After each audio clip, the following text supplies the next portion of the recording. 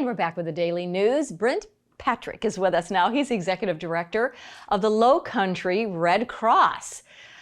Oh, I know it's important that we talk with you, Brint. We're right in the smack beginning of hurricane season, and it's been hot. So I'm getting a little bit worried about a potential for a hurricane, but you're going to give us some tips on how to be prepared. So go for it. Absolutely. Thank you so much for giving me the opportunity to share with you today. You're right. It's that season in South Carolina. We're looking at the challenges, and all the numbers say we could be at risk for a higher than normal number of storms this year. So we want to make sure everybody's prepared. So even in my house, we're doing 3 simple steps. We're getting the kit together, making sure we have the tools we need to weather the storm, short term and long term.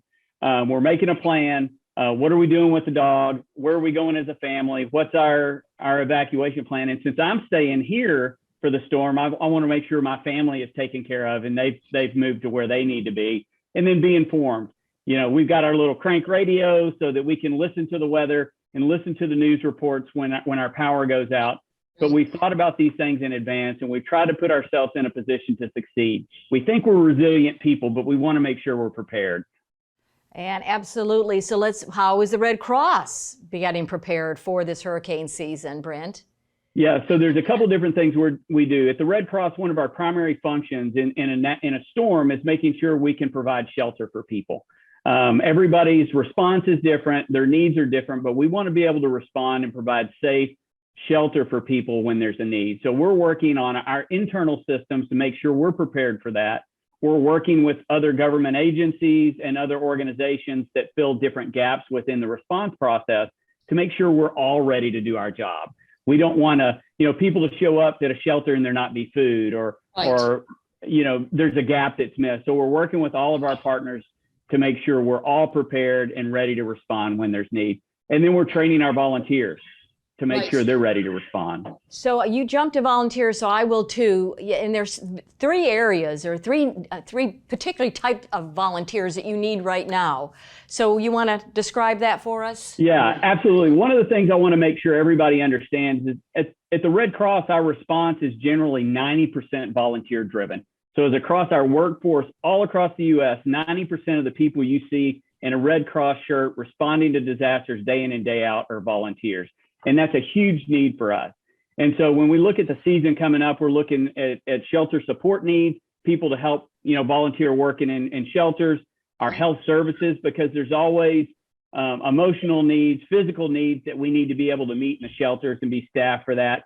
And then we have a spot called our disaster action team. And not only does that respond in a time of need when we've got a disaster like a hurricane or tornado, but they also respond to our home fires that we deal with every single day across the Lowcountry. And these are our teams that respond in person to be the hands and feet of our community to meet people's needs. And so, Brent, if someone wants to be a volunteer, I know they can go to the Red Cross website, redcross.org, but do you all train folks? I mean, they might be a little hesitant or a little intimidated, but they want to give back and be a volunteer. So how does that happen? Yeah, absolutely. So one of the big challenges is people always want to help in need. When there's a need, they want to jump in and help. But where people are most effective is when they've been equipped and trained to respond. And so absolutely, we offer training in all these roles that are available. We can get you trained. You can, in our DAT responder, our disaster action team, you can respond every day to fires, and then you can jump in when there's a hurricane if needed. Our shelter services, health services, same way, but we have training and onboarding for all that. And you can get all that at redcross.org/volunteer today, and you can see what those opportunities look like. And for me personally, I always like to respond, but I always want to make sure my response is what's needed.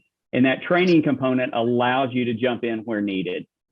And we have about a minute left. So specifically, how does the Red Cross support families before, during, or after a crisis? Yeah, so our primary gap is obviously on a hurricane disaster is primarily shelter.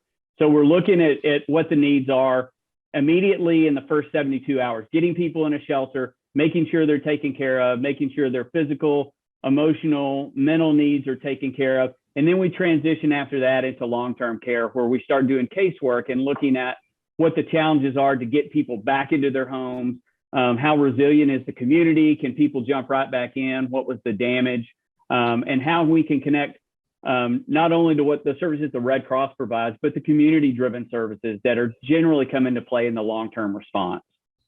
Thank you so much. This is information from Brint Patrick. He is Executive Director of the Lowcountry chapter of the American Red Cross, and you can go to the website for more information. Great, great advice for us. Great tips. Thank you so much, Brint. Nice to talk to you. Thanks for giving me the opportunity to share. Okay, bye-bye.